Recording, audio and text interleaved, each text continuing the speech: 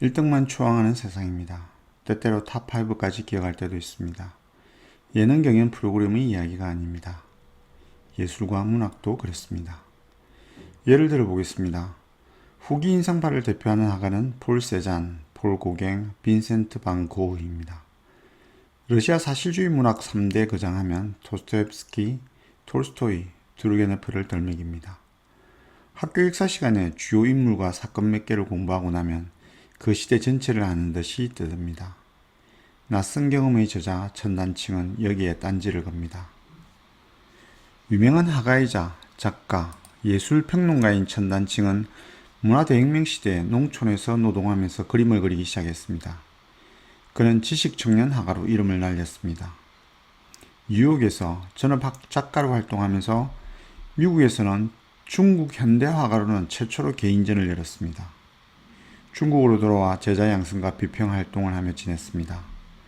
인기 도서 작가로도 유명한 그가 인터넷 예술 강연 프로그램 부분을 진행한 내용을 책으로 펴냈습니다.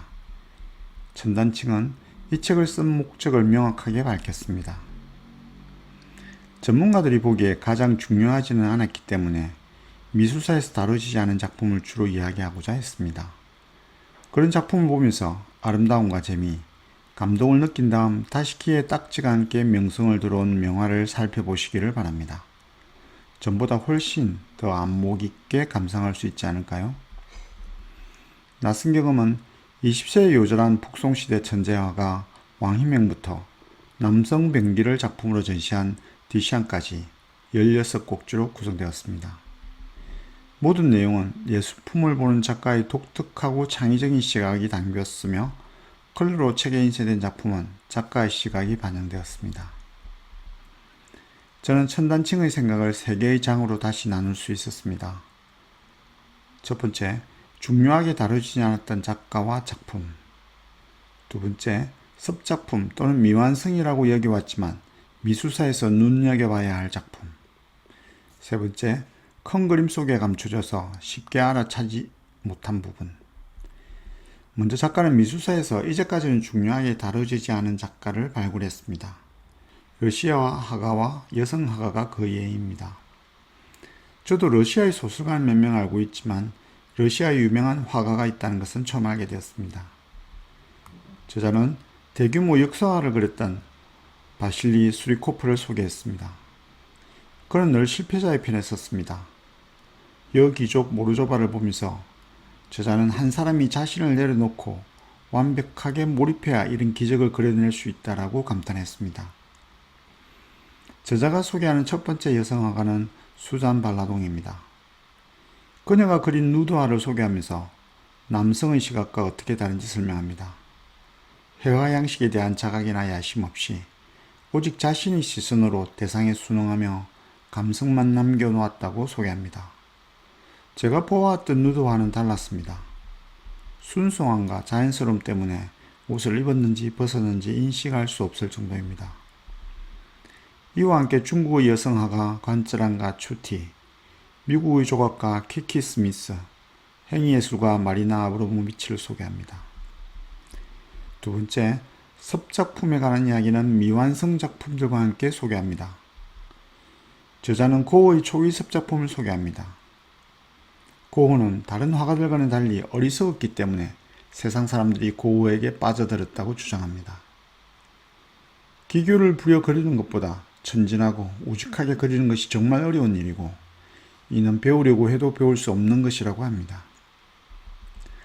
미완성 작품은 인상파 화가 시대 때부터 본격적으로 문제가 되었습니다. 인상파 화가들은 야외에서 그림을 완성했습니다. 자신의 의도대로 그림이 그려졌으면 그대로 붓을 멈추고 집에 와서 더 그리지 않았습니다. 투비행 물감도 새로운 시대를 여는 데 한몫했습니다. 당시 사람들은 인상파 그림을 보고 허술하다고 조잡하다고 생각했으며 어떤 기자는 이런 그림은 원숭이도 그릴 수 있다라고 말했습니다. 저도 중요하게 생각하지 않았던 섭작품과 미완성에 대한 인식을 바꾸게 되었습니다. 마지막으로 제가 재미있게 읽었던 부분은 동서양을 막론하고 대규모 그림 속 부분에 대한 이야기입니다. 부분은 전체에 속하지만 부분을 잘 보지 못하면 전체를 감상할 수 없습니다. 대표적으로 소개하는 그림은 왕유명의 천리강상도, 보팔마코의 지옥과 죽음의 승리, 장자오의 유민도입니다. 유민도를 실제로 볼 기회가 있다면 온종일 보아도 다 못 볼 것 같습니다. 부분 묘사가 너무 디테일하고 감동적이라서 감정소모도 클 것 같습니다. 책에 인쇄된 그림으로도 느낌이 전해졌습니다. 이 책을 통틀어 제게 가장 울림이 큰 화가는 유민도를 그린 장자오였습니다. 저자가 끊임없이 강조하는 내용은 보는 것입니다. 저자는 나는 여러분이 보기를 바랄 뿐 알기를 바라지 않는다 라고 말하면서 미술사의 혁신은 보는 것에서 시작되었다고 합니다. 모네는 역광을 보고, 고흐는 해바라기를 보았으며 세자는 물체의 가장자리를 보았다. 많이 봐야 새로운 시각과 안목이 생긴다고 하니 눈을 크게 뜨고 다시 봐야겠습니다. 시력이 견뎌주기를 바랄 뿐입니다.